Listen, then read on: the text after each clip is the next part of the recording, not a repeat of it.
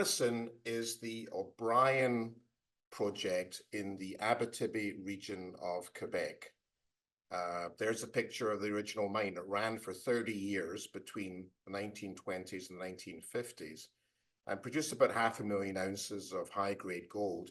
And the mine was famous for the production of these very spectacular visible samples, museum quality samples of visible gold. And there's a picture of one right there. I'm talking to you from the core shack at the project today, where I'm up here for a few days. I don't have anything quite like that to show you on the camera, but that's what this project was famous for producing. The company has been drilling the asset for a number of years. There's now about 1 million ounces of new resources, again showing those characteristic high-grade resource ounces. And the company has had a bit of a refreshment over the last 12 months. As you heard, I was with Marathon Gold until our deal with Calibre, which has worked out very well. And now Calibre is doing a deal with Equinox. So there's been a daisy chain of transactions around that asset. Terrific asset. Radisson is something that we see as on the cusp of development in the context of two large mines that are immediately adjacent to us. And I'll tell you that story. And one of those mines is owned by IAMGOLD. It's the Westwood Doyen mine. And in September, just after I joined, we signed an MOU with IAMGOLD to explore the use of their mill for the ore coming from this project. So hopefully all of this will make a little bit of sense to you as we go into the material. Now, the company and the project was in the news in December. We began putting out some pretty spectacular new drill results. Some of those drill results were from deep in the deposit, where we're pushing the known mineralization down and hopefully adding ounces, and I'll show you that. This, though, was something else. This was another hit we had about the same time. This is what we call the Jewellery box, and it was a shallow drill intercept on one of these famous high-grade zones from the old mine that produced those types of samples. You'll see this core, as it turns around right to the end, has an enormous nugget of gold sitting in the core at the very end. There you see, that's all gold. That was 1.3 kilograms per ton over a meter. It was a 2-meter zone that averaged about 600 grams. And that is illustrative of the type of intercept, the type of gold mineralization that we have at O'Brien. That was exciting news. This news that we put out at the beginning of February was a little bit drier. It was the metallurgy and the results of the milling assessment that we had been doing with IAMGOLD from that MOU that we signed back in September. This was, I think, actually more important to us as a company. The hot drill result was spectacular, but the number one question I got when I joined this company is, yeah, we know there's lots of gold at O'Brien. You know, it's a great deposit geologically, but can you process it? What's the metallurgical data? Now you're talking about mills next door to you. Can these mills take your ore? We need to understand that. And that was a question I was getting from investors and also from the corporates that are around us here in Quebec. So we published in a press release all of our metallurgy data, and it was good. We published the recovery numbers. We have an arsenopyrite association with the ore, so people wanted to understand that. We put those numbers out. No red flags. So for us, this was a big gateway moment for this company that will lead to what's subsequently going to happen with this deposit and this asset. So that's the headline stuff out of the way here. Now let me take you through the project and the company in a little bit more detail. This is who we are. I joined in July. I'm a mine developer by background. I've done 3 mine developments, big projects in my career. Pierre Baudouin, he was the person that built Canada's biggest gold mine, Detour. Most recently, he was the chief operating officer and the director of Silvercrest, building the cheapest mine in Mexico, acquired by Coeur. Peter McPhail is on this board. He was my chairperson at Marathon. He's built mines. He was the chief operating officer at Alamos. We have Michael Gentili, who many of you will know. He's a sophisticated and very prominent investor in Montreal, and is on our board and our biggest shareholder with about a 6-7% ownership. So not enough time to take you through the rest of the names here, but this is a blue chip team for Radisson on the O'Brien project. Okay, so this is where we are. Here's the Quebec, Abitibi, Rouyn-Noranda in the west, Val-d'Or in the east. Tens of millions of ounces of gold production over the years from this belt. We are just outside the town of Cadillac, in between the two major population centers.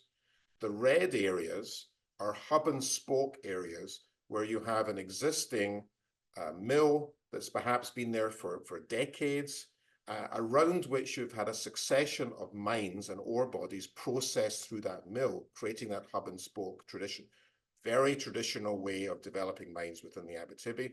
We are aspiring to be the next spoke in one of these hub and spokes, and the one that we're focused on is Doyen Westwood to the west of us.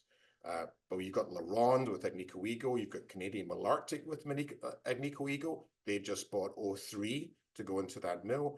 You've got the Sigma Lamaque hub and spoke arrangement with Eldorado. You've also got Kina here with Wesdome. So lots of activity, lots of head frames in Quebec Abitibi. This is what the site looks like. There's the original site for the mine. Most of the buildings now been taken away. There's the original tailings facility for the old mine, fully reclaimed at this stage. The exploration is new and adjacent to the old mine. I'll show you that. There's LaRonde in the background, Agnico Eagle's mothership mine. There's Doyen Westwood on the top left. LaRonde is 7 kilometers away. Doyen Westwood is 21 kilometers away. There's the highway. There's the power line. So you get a sense of how close everything is here. And that gives you all the benefits of infrastructure: people, power, roads, equipment, consumables, supplies. Everything's available to you immediately in the Abitibi. Here's the land position. Our project's at the top of our claim position there beside the town of Cadillac, but you see again how close LaRonde is, how close Westwood Doyen is. And when you see it geologically, you're now looking at our resource. There you see the old mine, the green stopes of the old mine going down. It went down to about 1 kilometer deep. We're on a structure here, the Cadillac Larder-Lake Break. Our mineralization is in high grade but relatively narrow quartz sulfide veins that have good continuity east and west of the old mine. And so we have about 5 kilometers. Most of that 1 million ounces of new resource is in the eastern side of the old mine. And this is colored by grade. Everything above yellow is above 3 grams. When you get up to the purples, you're above 10 grams. Lots of high grade here. When you show that in the context of the resource, indicated inferred resources, the formal statement of what we have, you've got about half and half indicated and inferred. You see the indicated is about 10 grams grade. The inferred resource is about 8.5 grams here grade. So this is, at $3,000 gold, this is very valuable rock, let me tell you. And where is this, as explorationists, where is this going? Our day job for this deposit is drilling and drill results and growing it. I'll talk about the bigger picture, which is mills and development, but the day job is the drilling. So this is a good way to communicate where we think this is going. That's the existing resource. This is in a long section. Now you're looking towards the north. There's the old mine going down to 1 kilometer. There's most of the resources, the yellow on the eastern side. That 1 million ounces, 75% of it is above 600 meters. All of it's above 900 meters. If you just drop what we have down to 2 kilometers depth, and you take the ounces per vertical meter and extend that down, you get 3 million. So as explorationists, is there 3 million there? Is the mineralization continuing down? So the drilling we're doing right now, 22,000 meters fully funded for this year, and the press releases that we put out are focused on big, brave step outs of several hundred meters below the old mine, below the existing resources, looking, high risk drilling, but looking for mineralization at big depth step outs going down, and we're having success. Here are 7 holes that we drilled in the fall. We released these October, November, December, and we're hitting high-grade mineralization in almost all the holes. 6 of the 7 holes here hit. That hole you see, if you can see my cursor, this hole here was a 1,500-meter hole below the old mine. In 70 years, since this mine stopped producing gold, nobody had drilled below the old mine, believe it or not. And it stopped at 1 kilometer. We can mine now down to 2 kilometers quite easily here. So that hole was a high risk hole, but it hit 31 grams over 8 meters. And other holes have done similarly well. So proof of concept, the mineralization is continuing down. The 3 million ounce target is viable. And the green boxes tell you where we're going to be drilling this year. You know, it's mostly chasing the stuff down to bring out the size attributes of the deposit with success. And you know, for the geologists in the audience, continuity is really important. Here are cross sections. The yellow to purple zones are the new resource. You see that we had drilling below the new resource there, 170 meters down. We hit in the right place. The geology is continuing down. On the right, you've got a section through the old mine. There's that deep drill hole, 1,500 meters below the old mine. It hit exactly where it was expected to hit, the 31 grams over 8 meters. So, you know, this deposit geologically is behaving itself. This is the hot 1.3 kilograms per ton. So where was that? That wasn't deep, that was shallow. That pencil-shaped stope in the old mine is called the jewelry box stope. Why would you mine something that shape? It's a pencil. Because we think it was the source of all these super high grade museum quality samples. We think, and why was it a pencil? Well, it could have been 2 vein systems intersecting 2 planes giving you a line. And that line went for 500 meters in the old mine, but they lost it in the top 200 meters below surface. They tried to find it, they drifted over, they couldn't find it. So we were coming with our drilling east to west, and we hit what we think is that zone, 2 meters wide, super high grade. So now that red area is we're searching for it this year with our drilling. It's going to be hard to hit it because we're talking about a 2 meter wide pencil and we're using lines to try and find it. But it's a significantly hot zone and it likely comes to the surface. So again, you know, this is a real fun thing to have as part of the story here. It's illustrating the extremely high grade localized nature of the mineralization in this deposit, something that the old miners enjoyed. Okay, now to finish this off, I want to talk about the bigger picture. It starts off with the ore. Here's what our ore looks like. High strain, lots of free gold, pyrite, arsenopyrite, and the brownish color is a biotite alteration. So we wanted to know, how do we process that? We've got mills adjacent to us. Our ore is probably going to go into one of those mills. We don't see this as a standalone mine. We don't want to build an expensive big operation here with its own mill, with its own tailings facility. It's going to go into one of these hub and spokes. And so the starting point is, how do we process that ore? We did this MOU with IAMGOLD in September, focused on their mill. We hired Osenko, we hired others to put together the analysis, and it works. 90% recovery using a flotation system, which the Doyen mill can do. There's the Doyen mill again, 21 kilometers on the highway away from our project, and no red flags in doing this. So now what are we doing? Well, now that we know that this ore works in this adjacent mill, we have this MOU, we have this ongoing discussion with IAMGOLD. We are doing a PEA, an economic study, the first in the history of this company, to put some value on that. What is the value of an asset with 1 million ounces now, growing to 3 million ounces, mined without a mill, without the expense of a mill, without the expense of a tailings facility and big earthworks, just a mine with the ore going to a mill that's literally 15 minutes down the highway. That's a very valuable proposition. We're doing the work now to show the market the value of that. And the drilling is going on all the time, fully funded for that program this year, putting drill results out every few weeks. The stock price has responded well. We've had a good 9 months in terms of that. And I think the market is beginning to understand what we have here. 3 rigs currently active doing that drilling. And there's our thinking around the PEA. Everybody's hired and that work is well advanced. And doing the professional environmental assessment work, the permitting, background work, the data collection, the community consultation and support of this being a future mine development. But 111 million market cap, $9 million in the bank at the beginning of the year. We raised capital in October, well financed for everything we're doing this year. good, stable institutional shareholder base, and you know, I think a well-received story. And Tony, that's the story. Thanks very much. Yeah, thank you, Matt, for your insights. Great. Let's dive into the Q&A session. Yeah. First is that you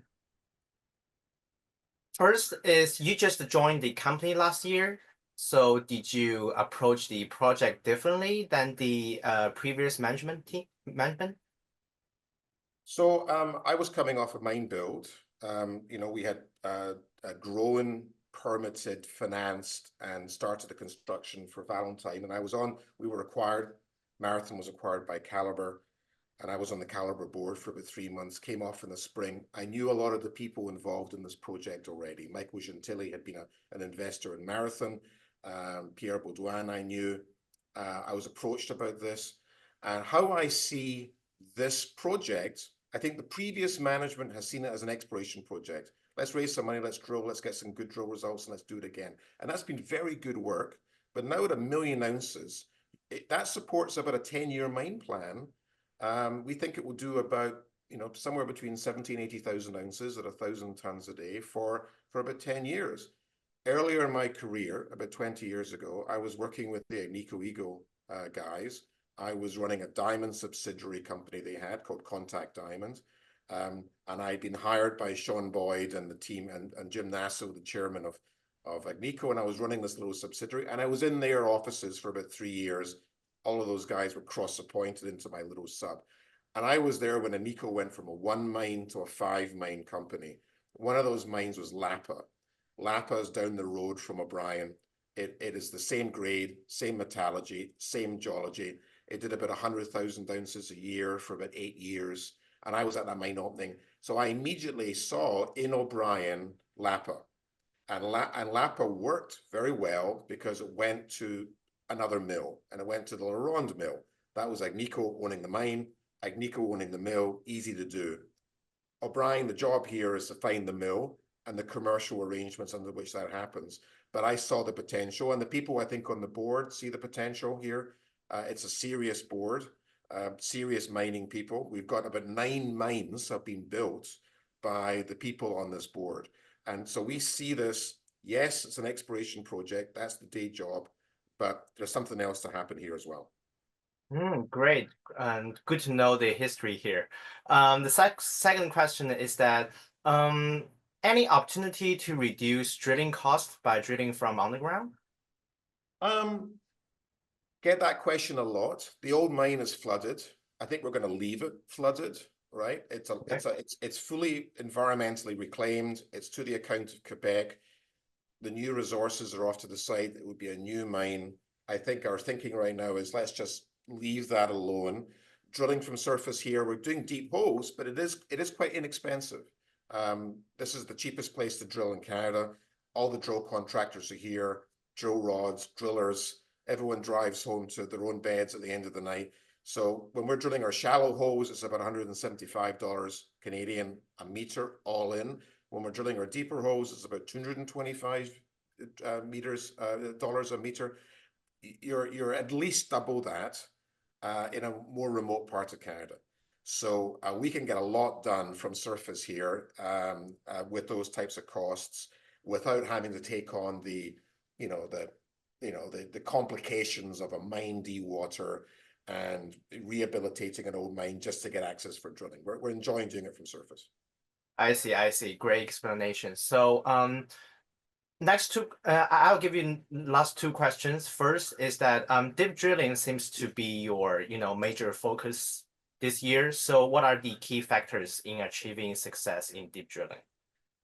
Well, I think we're putting down a pilot hole, and then we're doing wedges and directional drilling off that pilot hole. So we can get 7, 8, maybe 10 different intersections on the mineralizing system from one deep pilot hole. So we've got a lot of specialized people here with the drillers, again, all available to do the directional drilling and to do the technically precise type of drilling we're doing. So you know, continuing, you know, we're having success. We're chasing some of these higher grade zones. We have sort of a verticality to the grade chutes that are going down here in this deposit. So we're chasing those as we go down. But, you know, again, drilling is really important to us. The drilling's not going to stop here. You know, we're going to be continuously drilling because we think there's a lot of ounces to add. Again, 3 million is the target. We've got 1 million right now. But there's a lot of other stuff going on as well. There is the bigger picture stuff. There is mine planning. There's a PEA. What is this worth? What you know, we can value in the basis of ounces, dollars per ounce in the ground, but what is it worth if we don't have to, this project, if we don't have to build a mill, don't have to build a tailings facility, and if it's going to an existing mill down the road, existing tailings facility, we think that's worth quite a lot. So getting that sort of information done into the market, understood, and understanding the potential that we've got here is a big part of our year as well. I see. Last question is that, is the size of O'Brien going to be enough for Major to take notice?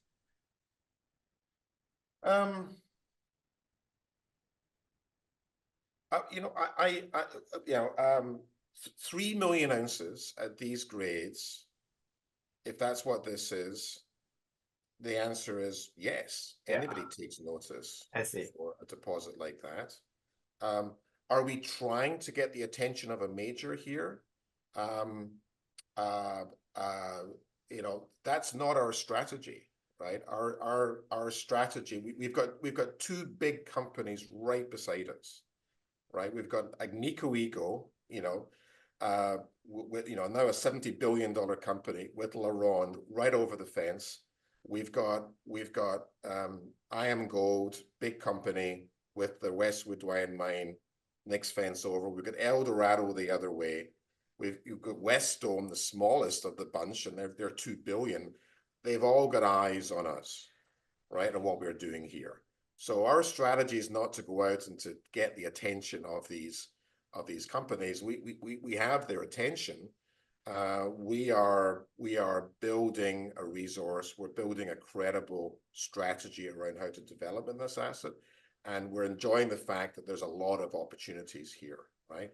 And probably that's as much as I can say about that. But you know, we know what we have, and others know what we have, and we're enjoying that visibility.